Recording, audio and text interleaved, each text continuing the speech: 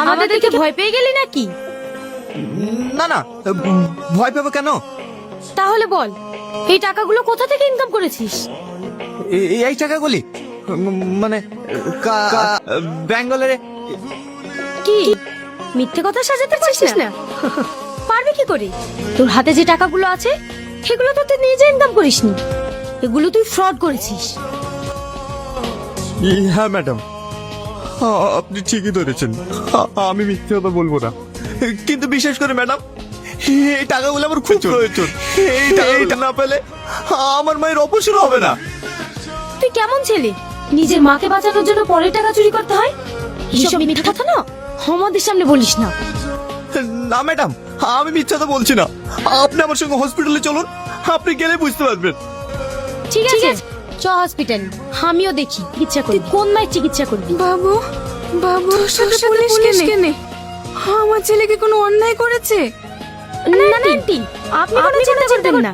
আমি আপনার ছেলেকে ধরতে আসিনি, আমি আপনার ছেলের বন্ধু, তাই আপনাকে দেখতে এসেছি। এখন কেমন আছেন আন্টি? হ্যাঁ মা, ভালো আছি।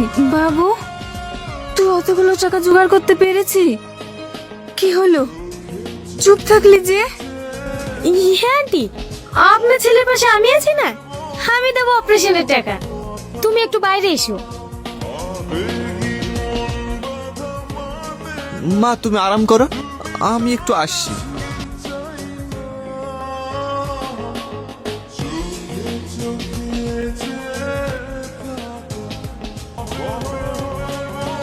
দেখো দেখো, আমরা আইনের রক্ষক, কিন্তু তুমি যেটা করেছো সেটা আইনের চোখে অন্যায়।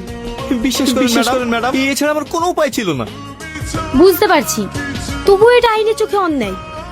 তোমার মায়ের চিকিৎসার জন্য যত টাকা খরচা হবে আমি দেব। তাই বলছি, তুমি যার অ্যাকাউন্ট থেকে টাকাটা ফ্রড করেছো তাকে ফিরিয়ে দিও। ম্যাডাম, আপনি আমার অনেক বড় উপকার করলেন, আপনাকে অনেক অনেক অনেক ধন্যবাদ। আর হ্যাঁ, যদি কোনো টাকার প্রয়োজন হয় কোনো রকম লজ্জা না করে আমাকে বলবে।